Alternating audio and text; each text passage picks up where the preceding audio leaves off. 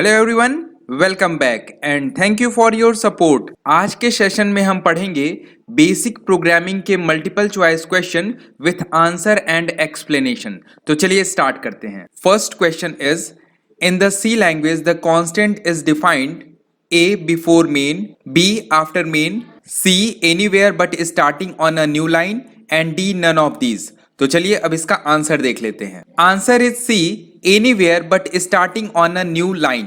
देखिए, जब हम ग्लोबल कांस्टेंट को डिक्लेयर करते हैं तो मेन फंक्शन के ऊपर करते हैं और अदर वेरिएबल को हम मेन फंक्शन के नीचे करते हैं। तो हम वेरिएबल को कहीं भी डिफाइन कर सकते हैं, लेकिन it will start on a new line. Second question is, how many keywords are in C language? 64, 32, 31 और none of these। चलिए अब आंसर देख लेते हैं। Answer is 32। There are 32 keywords in C language और ये 32 कीवर्ड्स हमने यहाँ पे लिख दिए हैं। Next question is, collection of 8 bits is known as A nibble, B word, C byte and D structure। तो चलिए आंसर देख लेते हैं। Answer is C byte। 1 byte हमारा 8 बिट्स के इक्वल होता है और 1 निबल हमारा 4 बिट्स के इक्वल होता है। Next question is, which one is not the valid keyword in C? तो चलिए अब इसका आंसर देख लेते हैं। Answer is C main. अब चलिए एक्सप्लेनेशन देख लेते हैं। देखिए, हमारा मेन जो होता है वो एक फंक्शन होता है और 32 कीवर्ड्स हमारे यहाँ पे दिए हुए हैं, इसमें मेन हमारा नहीं होता है। Next question is, C header file contains A operators of file, B library functions, C compilers commands, D header information of C program। तो चलिए अब आंसर देख लेते हैं। So answer is B library function। अब चलिए एक्सप्लेनेशन देख लेते हैं। हेडर फाइल जो होता है वो हमारे लाइब्रेरी फंक्शन को कंटेन किए हुए होता है। Next question is, the function printf returns A no value, B the number of characters display, C ASCII value of character read, D the actual value displayed for each। तो चलिए अब answer देख लेते हैं। Answer is B the number of characters displayed। तो चलिए अब explanation देख लेते हैं।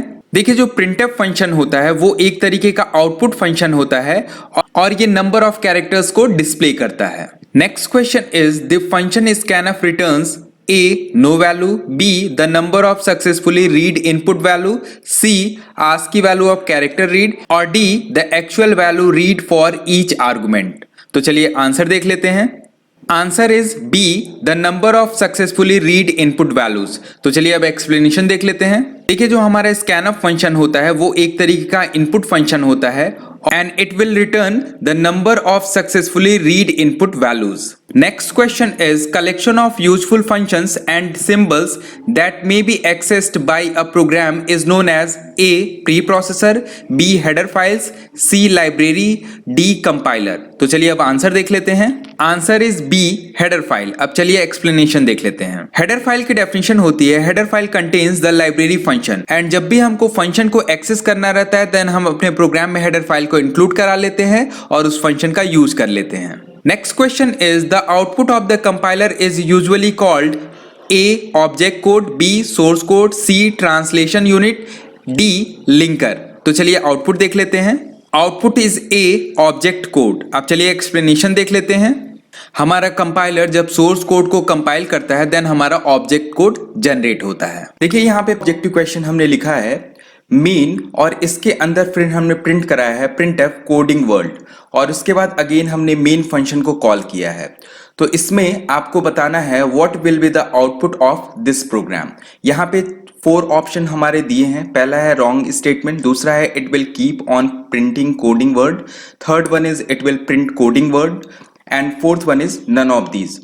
तो इसका आंसर क्या होगा ये अब हम देख लेते हैं। देखिए, इसका आंसर होगा it will keep on printing coding word. अब इसका एक्सप्लेनेशन हम दे देते हैं।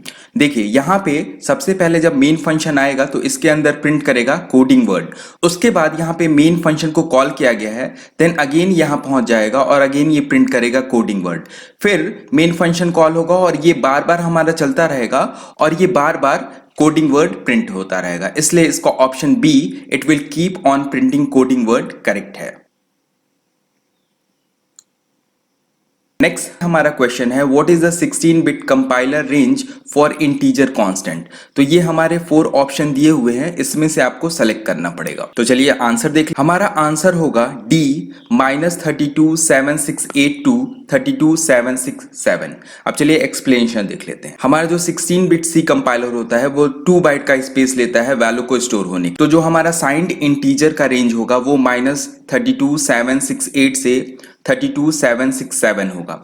अनसाइंड इंटीजर अगर हम लेंगे तो ये हमारा 0 to 65535 हो जाएगा, और अगर हम अनसाइंड कैरेक्टर लेंगे तो इसका रेंज हमारा 0 to 255 हो जाएगा। यहाँ पे देखिए साइंड इंटीजर में 16 बिट में से हमारा जो पहला बिट होता है वो हमारा प्लस या माइनस स्टोर करने के लिए यूज होता है, इसलिए रेंज हमारी थोड़ी कम हो जाती है। लेकिन जब हम अनसाइंड इंटीजर यूज करेंगे तो हमारे ऑल 16 बिट जो होंगे वो डेटा के रेंज क्रिएट करने के लिए यूज होंगे, इसीलिए इसका रेंज थोड़ा इंक्रीज हो जाता है। नेक्स्ट हमारा क्वेश्चन है what does this statement mean. यहाँ पे देखिए एक स्टेटमेंट लिखा हुआ है x minus equals to Y plus 1। अब देख लेते हैं इसका आंसर क्या होगा। इसका आंसर है x is equals to X minus Y minus 1। अब चलिए इसका एक्सप्लेनेशन देख लेते हैं। ये हमारा कंपाउंड स्टेटमेंट है, इसको हम इस तरीके से भी लिख सकते हैं x is equals to X minus Y plus 1। Then ये हमारा नेक्स्ट हो जाएगा x is equals to X minus Y minus 1। देखिए जो हमारा कंपाउंड स्टेटमेंट होता है, अगर हमने लिखा हुआ है x प्लस इक्वल्स टू 1 तो उसका मतलब होता है x is equals to x plus 1। Next हमारा प्रोग्राम है what will this program print. तो यहाँ पे देखिए हमने मेन फंक्शन के बाद कर्ली ब्रैकेट लगाया है, और यहाँ पे इंटीजर टाइप का i एक वेरिएबल ले रखा है और इसकी वैल्यू को 2 इनिशियलाइज किया है। फिर हम इनर ब्लॉक में एंटर कर रहे हैं और इंटीजर टाइप की i एक यहाँ पे वैल्यू फिर हमने डिक्लेयर किया है और इसकी वैल्यू को 4 इनिशियलाइज किया है। फिर हमने i की वैल्यू को प्रिंट किया है, कर्ली ब्रैकेट क्लोज किया है, एंड देन अगेन हमने i की वैल्यू को प्रिंट कराया है। तो यहाँ पे इसका क्या आउटपुट होगा ये हमको बताना है। आंसर देख लेते हैं। हमारा आंसर है 42। अब इसका एक्सप्लेनेशन देख लेते हैं। हमारा देखिए जैसे ही ये लूप के अंदर इंटर करेगा तो सबसे पहले i की वैल्यू यहाँ पे 2 मिलेगी। फिर इसके अंदर हम इनर ब्लॉक में जब एंटर करेंगे तो यहाँ पे i की वैल्यू हमको 4 मिलेगी, तो ये इनर ब्लॉक वाली वैल्यू को प्रिंट करा देगा। इट मीन्स i की वैल्यू को 4 प्रिंट करा देगा। इसके बाद इनर ब्लॉक यहाँ क्लोज हो जा रहा है। उसके बाद i की वैल्यू हमने फिर प्रिंट कराई है, तो i की वैल्यू ये आउटर से 2 ले लेगा और यहाँ पे वैल्यू हमारी 2 प्रिंट कर जाएगी। तो यहाँ पे आंसर आ जाएगा 4 एंड। तो आज के सेशन में इतना ही। नेक्स्ट सेशन में हम कुछ और मल्टीपल चॉइस क्वेश्चन करेंगे ऑन बेसिक प्रोग्रामिंग। तो अगर आपने मेरा चैनल अभी तक सब्सक्राइब नहीं किया है देन प्लीज सब्सक्राइब कर दीजिए और बगल में बने हुए बेल आइकन को भी जरूर प्रेस कर दीजिएगा, और वीडियो को लाइक कमेंट एंड शेयर करना मत भूलिएगा। तो मिलते हैं नेक्स्ट वीडियो में। Thank you.